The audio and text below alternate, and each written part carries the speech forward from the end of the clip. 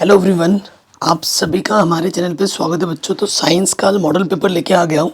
Very very very very important viral paper है और board exam में यहाँ से मैक्सिमम क्वेश्चन फंस जाएंगे। तो वीडियो को शुरू से एंड तक देखना। बाकी सब कुछ पढ़ा रखा है, लिंक्स मिल जाएगा डिस्क्रिप्शन में। वीडियो को लाइक करने में कंजूसी मत करना दोस्तों, प्लीज़ प्लीज़ लाइक करना ही करना है, ठीक है। पहले क्वेश्चन पे आ जाते हैं। स्टार्टिंग पहला क्वेश्चन क्या बोल रहे हैं, अमोनिया को यूरिया में परिवर्तित करता है। स्टार्टिंग पे हमें एमसीक्यू मिलते हैं। तो अमोनिया को जो यूरिया में कन्वर्ट करता है दोस्तों, उसका नाम क्या है? वो है वृक्क। वो क्या होता है? वो होता है वृक्क। अगला जो प्रश्न है, कह रहे एक दर्पण के सामने रखी वस्तु का प्रतिबिंब आभासी, सीधा व बड़ा बनता है, तो वो दर्पण कैसा होगा? तो वो दर्पण होगा भाई अवतल दर्पण होगा। कैसा दर्पण होगा? अवतल। अवतल दर्पण की जो प्रकृति होती है, प्रतिबिंब आभासी बनाता है, सीधा बनाता है और वस्तु से बड़ा बनाता है, ठीक है। आगे बढ़ते हैं। कह रहे उदासीनीकरण अभिक्रिया कैसी होती है? तो उदासीनीकरण अभिक्रिया में क्या होता है दोस्त, कि हमारा अम्ल और क्षार अभिक्रिया करके क्या बनाते हैं? लवण और जल बनाते हैं। इसीलिए इसको उदासीनीकरण अभिक्रिया कहा जाता है। अभिक्रिया किसमें होती है? अम्ल और क्षार के बीच में होती है।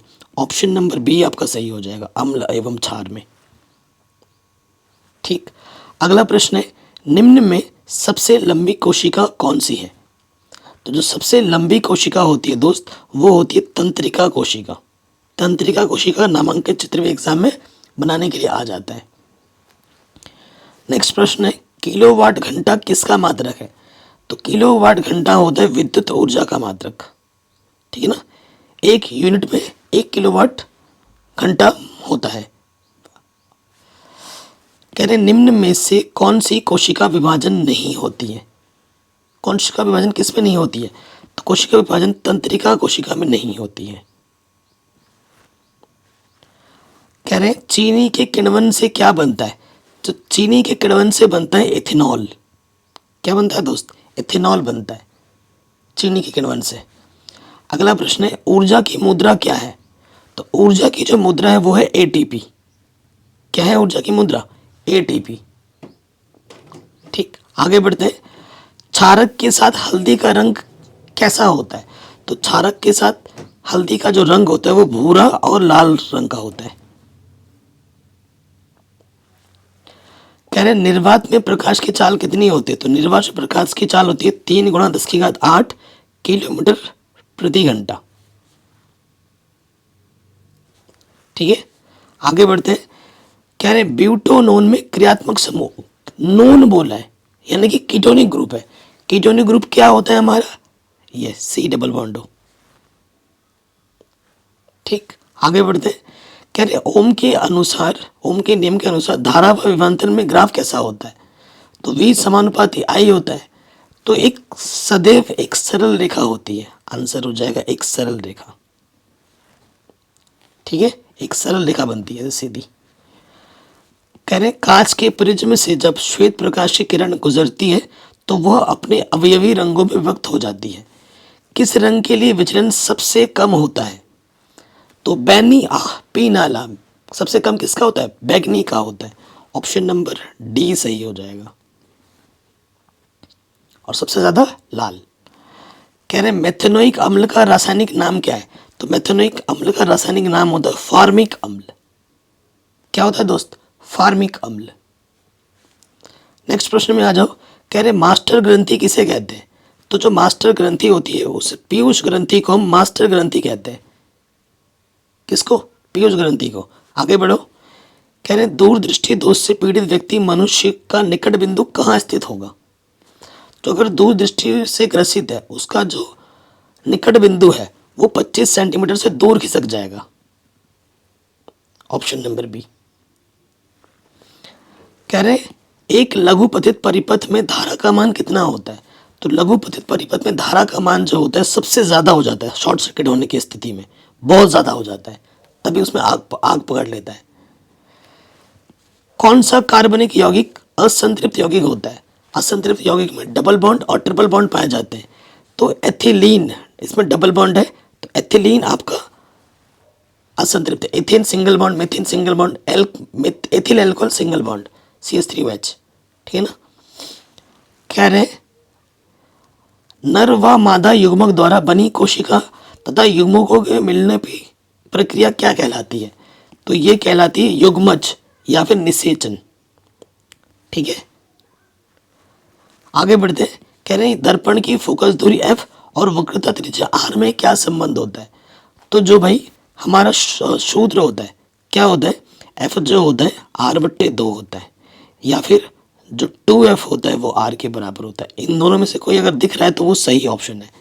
तो आपका जो सही उत्तर है वो है ऑप्शन नंबर बी, f जो होता है r/2 के बराबर होता है। 20 MCQs हो गए। अब आएंगे सब्जेक्टिव प्रश्न, वर्णनात्मक प्रश्न, ठीक है। क्वेश्चन विद आंसर्स है। पहला क्या है? वाहनों में उत्तल दर्पण का उपयोग क्यों किया जाता है? ये वाहन देख रहे हो, ये इसमें उत्तल दर्पण का उपयोग हम क्यों करते हैं?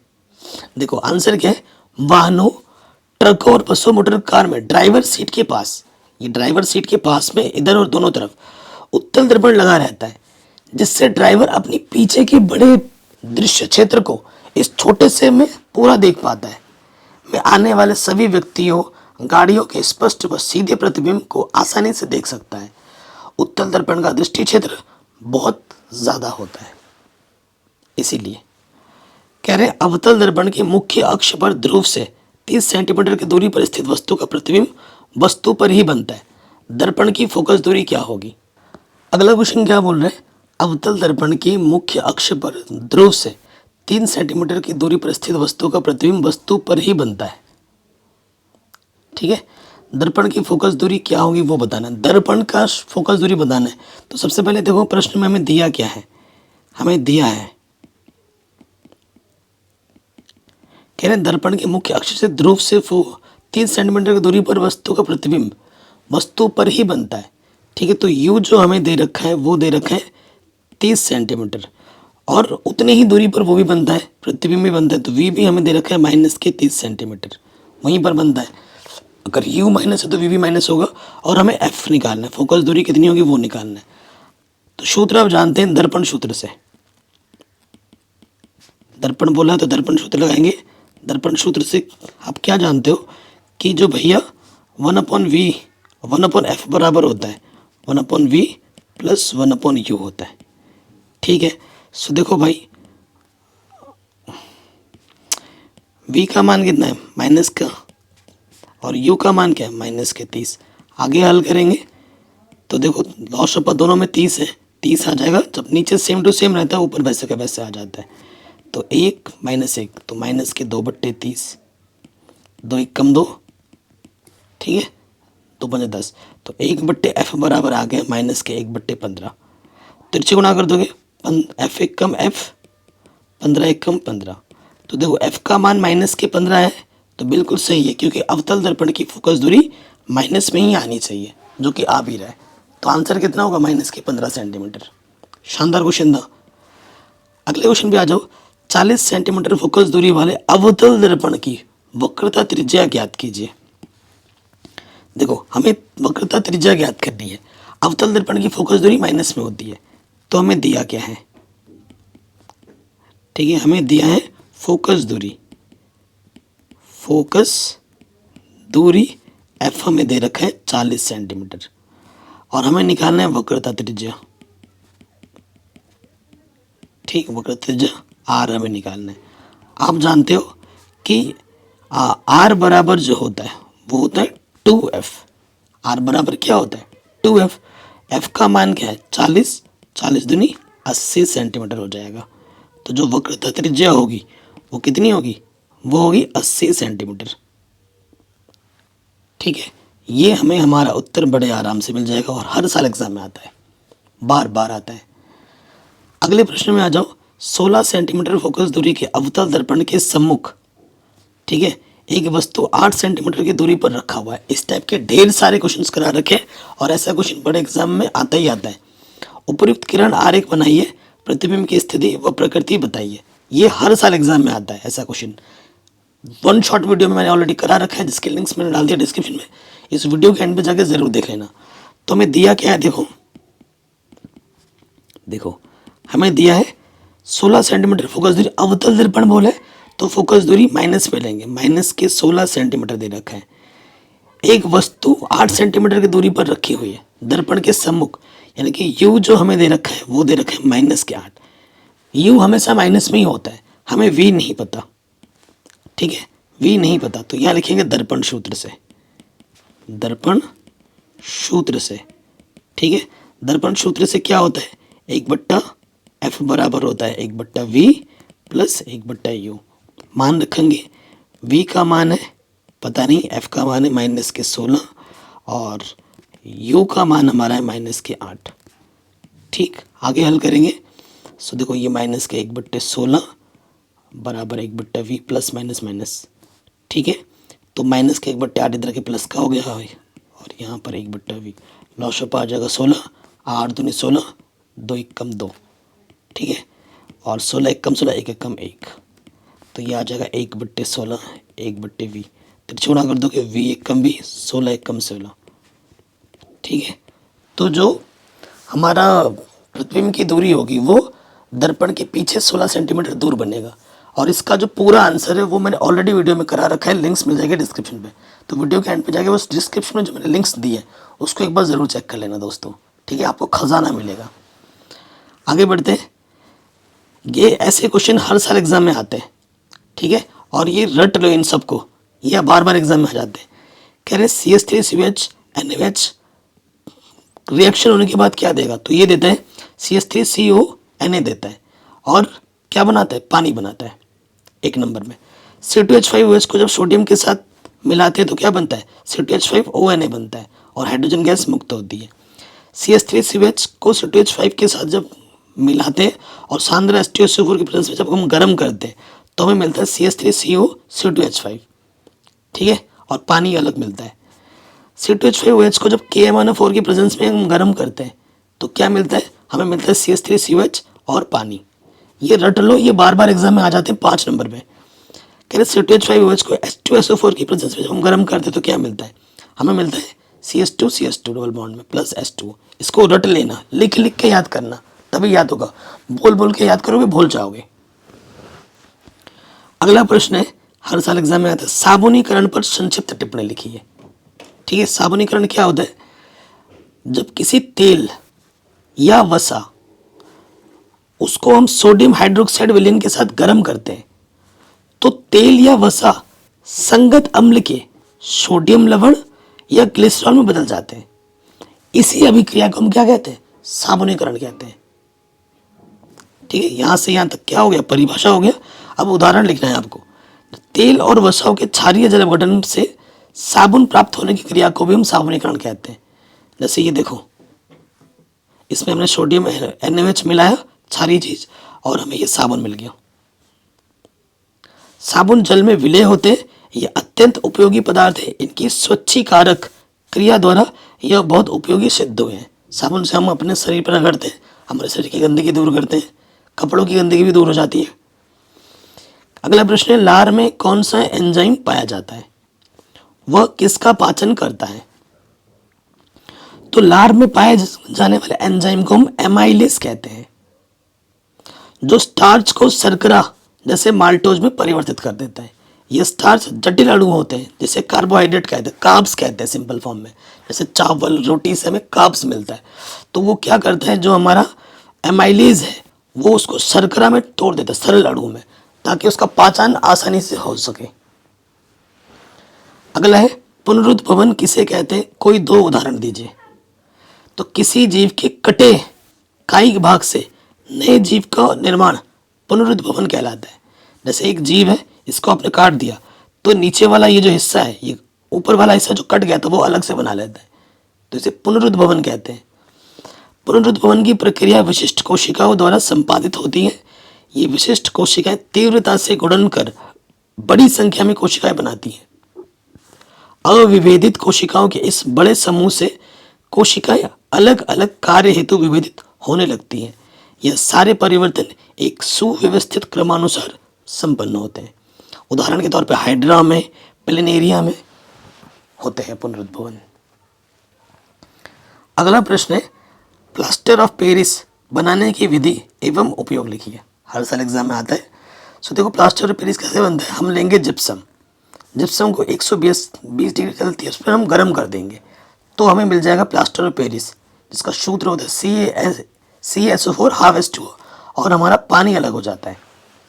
उपयोग क्या है, शल्य चिकित्सा में उपयोग है, हड्डी बड्डी जब टूट जाती है तो प्लास्टर चढ़ा देते हैं, सांचे व मॉडल बनाने में, ठीक है, मूर्तियां, चौक, खिलौने बनाने में इसका प्रयोग किया जाता है। ओके, आराम से हो गया। कह रहे कार्बन की सर्वोत्तममुखी प्रकृति को स्पष्ट कीजिए। तो कार्बन की दो चीजें होते हैं। कार्बन का परमाणु क्रमांक कितना होता है दोस्त, कार्बन का परमाणु क्रमांक होता है 6, तो ये पहली कक्षा में 2 और बाकी में 4। तो इसे चतुसंयोजकता एक गुण है और दूसरा है श्रृंखलन, ये इसके विशेष गुण है। क्या है देखो, केवल कार्बन परमाणुओं में यह गुण होता है कि वे आपस में मिलकर लंबी श्रृंखला बनाते हैं, जैसे मीथेन के बाद इथेन, प्रोपेन, ब्यूटेन, है ना, कार्बन से कार्बन में जुड़ जुड़कर। प्रत्येक ऐसी लंबी श्रृंखला कार्बन परमाणु को इस प्रकार का सरल आधार प्रदान करती है जिससे अन्य परमाणु विभिन्न विधियों द्वारा जुड़ सकते हैं। फलस्वरूप कार्बन तत्वों द्वारा विभिन्न प्रकार के यौगिक बनाए जाते हैं। कार्बन यौगिकों की बहुतायत के निम्नलिखित के 2 कारण हैं, पहला है श्रृंखलन, दूसरा है चतुसंयोजकता। अगला क्वेश्चन है जो हर साल एग्जाम में आता है, वो है निस्तापन तथा भर्जन में अंतर स्पष्ट कीजिए। हर साल एग्जाम में आता है। तो भर्जन क्या होता है, इस प्रक्रिया में अयस्क को वायु की उपस्थिति में उसके गलनांक से नीचे गर्म करके अपद्रव्य को ऑक्सीकृत किया जाता है। उदाहरण, ये हमारा FeS है, इसको ऑक्सीजन के साथ गर्म करेंगे तो हमारा 2FeO और सल्फर डाइऑक्साइड हवा में उड़ जाएगा। निस्तापन क्या होता है, इस प्रक्रिया में अयस्क को उसके गलनांक के नीचे वायु की अनुपस्थिति में उच्च तापमान पर गर्म करके उसमें उपस्थित वाष्पशील अपद्रव्य को निष्कासित किया जाता है। उदाहरण के तौर पर ये हमारा MgCO3 है, गर्म किया है, MgO और कार्बन डाइऑक्साइड हमारा बाहर हो गया। कहने स्वपरागण तथा परपरागण में विभेद कीजिए, अंतर बताना है। देखो, जब परागण क्रिया एक ही पादप के नर और मादा जनन अंगों तक ही सीमित हो तो उसे स्वपरागण कहते हैं, और जब परागण क्रिया में 2 अलग अलग पौधों के जननांग सम्मिलित होते हैं तो उसे परपरागण कहते हैं। ये सबसे मेन अंतर है, ठीक है। अगला प्रश्न है, द्विविस्थापन अभिक्रिया को उदाहरण देकर समझाइए। तो द्विविस्थापन क्या होता है, वे रासायनिक अभिक्रियाएं जिनमें अभिकारक पदार्थों के अणुओं में 2 भिन्न आयन अथवा परमाणुओं का समूह एक दूसरे को प्रतिस्थापित करके नए उत्पादों का निर्माण करते हैं, द्विविस्थापन अभिक्रिया कहलाते हैं। उदाहरण के तौर पर, उदाहरण में सिर्फ इतना लिखोगे काम चल जाएगा, ये सब लिखने की जरूरत नहीं है, ठीक है। जैसे ये है AgNO3 NaCl, क्या बन गया, AgCl NaNO3। देखो Ag किसके साथ आ गया, Ag आ गया Cl के साथ, Na आ गया NO3 के साथ, तो ये द्विविस्थापन अभिक्रिया है। अगला क्वेश्चन है, श्वासोच्छ्वास एवं श्वसन में अंतर बताइए। तो एक तरफ हम श्वसन लिखेंगे, दूसरी तरफ श्वासोच्छ्वास लिखेंगे। श्वसन एक जैव रासायनिक अभिक्रिया है और श्वासोच्छ्वास एक यांत्रिक, ये मशीनरी होता है, ठीक है। इस क्रिया में ऊर्जा निकलती है जो ATP के रूप में संचित की जाती है और इसमें कोई ऊर्जा नहीं निकलती है। यह क्रिया कोशिका के अंदर होती है और यह क्रिया कोशिका के बाहर होती है। इसके द्वारा भोज्य पदार्थों का ऑक्सीकरण होता है और इसके द्वारा O2 युक्त वायु को अंदर और कार्बन डाइऑक्साइड को बाहर किया जाता है श्वासोच्छ्वास में। अगला प्रश्न है, संक्षिप्त टिप्पणी देनी, दोहरा संचरण क्या होता है। ये जो खून का दोहरा संचरण है ये बनाना है, आपको बताना है। कह रहे मनुष्य के परिसंचरण तंत्र को दोहरा परिसंचरण इसलिए कहते हैं क्योंकि प्रत्येक चक्र में रुधिर 2 बार हृदय में जाता है और हृदय का दायां और बायां बंटवारा ऑक्सीजन और विऑक्सीजन रुधिर को मिलने से रोकता है। एक में होता है ऑक्सीजन, एक में होता है कार्बन डाइऑक्साइड, तो इसको भी मिलने से रोकता है। चूंकि हमारे शरीर में उच्च ऊर्जा की आवश्यकता होती है जिसके लिए उच्च दक्षतापूर्व ऑक्सीजन जरूरी होता है। तो ये जो प्रक्रिया इसे कहते हैं रक्त का दोहरा संचरण। परिवार नियोजन किसे कहते हैं। देखो कई परिवार में देखा होगा 10 बच्चे हैं, 12 बच्चे, ऐसे परिवार में खाने की, पीने की, पढ़ाई की, सुख सुविधाओं की कमी होती है। और किसी परिवार में 2 बच्चे हैं तो वो बच्चे अच्छे पढ़ेंगे, वो परिवार खुशहाल रहेगा, सारी चीज़ें बड़ी होंगी। जो परिवार, जिन परिवारों में बच्चे ज़्यादा हैं, आमतौर पर देखा गया है कि वहाँ के लोग अशिक्षित होते हैं। ठीक है। परिवार कल्याण हेतु बच्चों की संख्या सीमित कर परिवार को नियोजित करने की प्रक्रिया को परिवार नियोजन कहते हैं। यदि परिवार में बच्चों की संख्या सीमित होगी तो वह परिवार अधिक सुखी जीवन, अच्छा रहन सहन रख सकेगा। परिवार में बच्चों को भरपेट अच्छा भोजन, तन ढकने के लिए वस्त्र और उचित शिक्षा एवं उनके स्वास्थ्य के लिए अच्छी देखभाल आसानी से की जा सकती होगी। तो यह है परिवार नियोजन के लाभ। अगला प्रश्न जो हर साल आता है, कह रहे दूरदृष्टि दोष क्या है, इसे किस प्रकार संशोधित किया जा सकता है, आवश्यक किरण आरेख भी बनाइए। ठीक है। तो दूरदृष्टि दोष क्या होता है? इस दोष में आंख को दूर की वस्तुएं तो स्पष्ट दिखाई देती है, नाम का उल्टा दोष है। दूरदृष्टि दोष है लेकिन दूर का साफ दिखेगा लेकिन पास का साफ नहीं दिखेगा। ठीक है। कारण क्या है? इस प्रकार के दोष जब होते हैं तो 2 कारण होता है। नेत्र लेंस की वक्रता त्रिज्या कम हो जाती है जिससे उसकी फोकस दूरी बढ़ जाती है, और नेत्र लेंस से रेटिना के बीच की दूरी कम हो जाए और नेत्र के गोलक का व्यास कम हो जाए तब भी यह प्रॉब्लम होती है। ठीक है। और ये चित्र बना के आपको दिखाना है। निवारण कैसे किया जाएगा? देखो ये दोष है, इसमें आगे सामने में चश्मा लगा दिए, तो इस दोष के निवारण के लिए एक उत्तल लेंस का चश्मे का प्रयोग किया जाना चाहिए। उपयुक्त, पहले तो रोगी कैसा है, उसकी फोकस दूरी कितनी दूर है, पास है, वो देखा जाएगा और उसके आधार पर उसको उसके अकॉर्डिंग एक उत्तल लेंस का चश्मा पहनाया जाएगा। ठीक है। जिससे फोकस दूरी समायोजित हो जाएगी ताकि इस लेंस तथा नेत्र की संयुक्त फोकस दूरी इतनी हो जाए कि प्रतिबिंब रेटिना पर बनने लगे और फिर उसको वो साफ दिखने लगे। कह रहे हैं निम्न पर संक्षिप्त टिप्पणी लिखिए, हर साल एग्जाम में आता है। प्रतिस्थापन अभिक्रिया, एस्टरीकरण, सजातीय श्रेणी, दहन अभिक्रिया, हर साल एग्जाम में आता है, हर साल। तो प्रतिस्थापन अभिक्रिया क्या होता है? वह अभिक्रिया जिसमें हाइड्रोकार्बन का एक या अधिक हाइड्रोजन परमाणु अन्य परमाणु या समूह द्वारा बदल जाता है, विस्थापन अभिक्रिया कहलाती है। देखो ये हमारा मीथेन है और ये हमारा HNO3 है। 400 डिग्री सेल्सियस पे हमने गर्म किया, ये CH3 के साथ क्या आ गया? NO2 आ गया और ये बेचारा H2 अलग हो गया। तो ये प्रतिस्थापन अभिक्रिया है। इसके एक हाइड्रोजन को हटाकर NO2 उसकी जगह पर आ गया है। ठीक है। तो ये पूरा लिखना है। एस्टरीकरण क्या होता है? देखो जब अम्ल तथा एल्कोहल, अम्ल तथा एल्कोहल की अभिक्रिया से एस्टर और जल बनते हैं और इसी अभिक्रिया को हम एस्टरीकरण कहते हैं। किसको किसको मिलाने पर? अम्ल और एल्कोहल को मिलाने पर एस्टर बनता है और जल बनता है और इसी अभिक्रिया को एस्टरीकरण कहा जाता है। सजातीय श्रेणी, इसका एग्जाम्पल दे देना। ठीक है। सजातीय श्रेणी क्या होता है? यौगिकों की ऐसी श्रेणी जिनको एक सामान्य सूत्र द्वारा निरूपित किया जा सके, सजातीय श्रेणी कहलाती है। उदाहरण, एल्केन एक सजातीय श्रेणी है। जैसे मीथेन, इथेन, प्रोपेन, इन सब का जो सामान्य सूत्र होता है वो होता है CnH2n+2 और इनके किन्हीं क्रमांक 2 के बीच, जैसे मीथेन का जो सूत्र होता है वो होता है CH4, इसका होता है C2H6। क्रमांक 2 के बीच हमेशा CH2 का अंतर होता है, ये भी आप लिख सकते हो। दहन अभिक्रिया, दहन मतलब जलाना, +O2, किसी जलने वाले पदार्थ की वायु या ऑक्सीकारक द्वारा जल जाने की क्रिया को दहन या जलना कहते हैं। दहन एक ऊष्माक्षेपी अभिक्रिया है क्योंकि इस अभिक्रिया के दौरान ऊष्मा निकलती है। इस क्रिया में दहन आंखों से ज्वाला भी दिख सकती है और नहीं भी। इस प्रक्रिया में ऊष्मा तथा अन्य विद्युत चुंबकीय विकिरण भी उत्पन्न होते हैं। तो इस अभिक्रिया को हम दहन अभिक्रिया कहते हैं। एक एग्जाम्पल दे देना।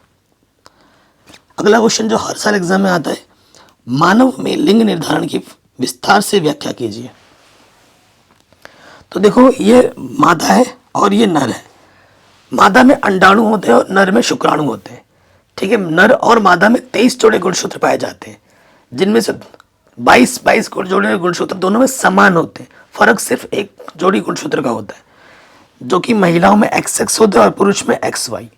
जब पुरुष का महिला का एक्स और पुरुष का एक्स मिलता है तो लड़की पैदा होती है, जब महिला का एक्स और पुरुष का वाई मिलता है तो लड़का पैदा होता है। सिंपल सी बात है, यहां लिखा हुआ है।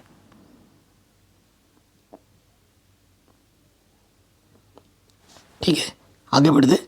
कह रहे चुंबकीय क्षेत्र की दिशा ज्ञात करने का दक्षिण हस्त अंगुष्ठ नियम लिखिए। ये जो दक्षिण हस्त अंगुष्ठ नियम है इसको लिखना है। इस नियम के अनुसार क्या होता है, यदि हम अपने दाहिने हाथ, ये दाहिना हाथ दिख रहा है ना आपको, इसको ऐसे कर ले और नीचे ये अंगूठा, और ये जो हमारा उंगली है, उंगली दिखाता है चुंबकीय क्षेत्र की दिशा को और हमारा अंगूठा दिखाता है विद्युत धारा की दिशा को। तो वही यहाँ लिखा हुआ है। यदि हम अपने दाहिने हाथ की विद्युत धारावाही चालक को इस प्रकार पकड़े हुए हैं कि हमारा अंगूठा विद्युत धारा की दिशा की ओर संकेत करता है, तो हमारी जो उंगलियां होंगी, हमारी ये जो उंगलियां होंगी चालक के चारों ओर चुंबकीय क्षेत्र की क्षेत्र रेखाओं की दिशा में लिपटी हुई होंगी और उस दिशा को बताएंगी। इसे मैक्सवेल का कॉर्कस्क्रू नियम भी कहते हैं। कौन सा नियम कहते हैं? मैक्सवेल का कॉर्कस्क्रू नियम भी कहते हैं। तो ये भी आप लिख सकते हो। अगला प्रश्न है, ऊर्जा के नवीकरणीय स्रोत और अनवीकरणीय स्रोत की परिभाषा लिखिए। तो प्रकृति के ऐसे ऊर्जा स्रोत जो प्राचीन काल से या बहुत अधिक लंबी अवधि से पृथ्वी पर संचित हैं, अनवीकरणीय ऊर्जा स्रोत कहलाते हैं। ठीक है, इन स्रोतों का निरंतर उपयोग किया जाता है तो ये समाप्त हो जाते हैं। जैसे डीजल, पेट्रोल है, ये एक ना एक दिन जाके समाप्त हो जाएंगे। वर्तमान में अनवीकरणीय ऊर्जा स्रोत का बड़े पैमाने पर उपयोग किया जा रहा है। ठीक है, देख रहे हो डीजल, पेट्रोल, गैस, ये सब हम बड़ा उपयोग कर रहे हैं, लेकिन एक टाइम के बाद ये खत्म हो जाएंगे। वर्तमान में अनवीकरणीय ऊर्जा स्रोत का बड़े पैमाने पर उपयोग किया जा रहा है। इस कारण ये स्रोत धीरे धीरे समाप्ति की ओर बढ़ रहे हैं। उदाहरण, कोयला, पेट्रोलियम, प्राकृतिक गैस, ये फ्यूचर में कभी ना कभी जाके खत्म हो जाएंगे। फिर क्या करोगे? फिर वही जंगल में जाना पड़ेगा, उलाला हु करना पड़ेगा, है ना? यही सोच रहे हो? तो नहीं, हम भी किसी ना किसी अल्टरनेटिव फॉर्म इसका निकाल सकते हैं। जैसे सोलर ऊर्जा हो गया, पवन ऊर्जा हो गया, इस टाइप की ऊर्जा पर हमें निर्भर करना पड़ेगा। नवीकरणीय ऊर्जा स्रोत क्या है? ऊर्जा के वे स्रोत जो प्रकृति में निरंतर उत्पन्न होते रहते हैं, नवीकरणीय ऊर्जा स्रोत कहलाते हैं। ये ऊर्जा स्रोत समाप्त नहीं होते हैं। इन ऊर्जा स्रोतों का बार बार प्रयोग किया जा सकता है। प्रकृति इन ऊर्जा स्रोतों का उत्पादन करती रहती है। उदाहरण के तौर पर सौर ऊर्जा, जल ऊर्जा, पवन ऊर्जा, समुद्री ऊर्जा, भूतापीय ऊर्जा इसके उदाहरण है। ठीक, तो आशा करता हूँ ये जो मॉडल पेपर मैंने आपको बताया है, क्वेश्चन विद आंसर्स बताए, बाकी मैंने सब कुछ पढ़ा रखा है। एक बार लिंक्स मिलेगा डिस्क्रिप्शन में, जाकर जरूर चेक कर लेना। ठीक है, और इस वीडियो को हर जगह शेयर करना। और अगर आपको इसकी पीडीएफ भी चाहिए तो इस वीडियो पे 1000 लाइक आज के आज कर दो। मैं पीडीएफ के लिंक्स पे डाल दूंगा डिस्क्रिप्शन पे, जाके डाउनलोड भी कर लेना।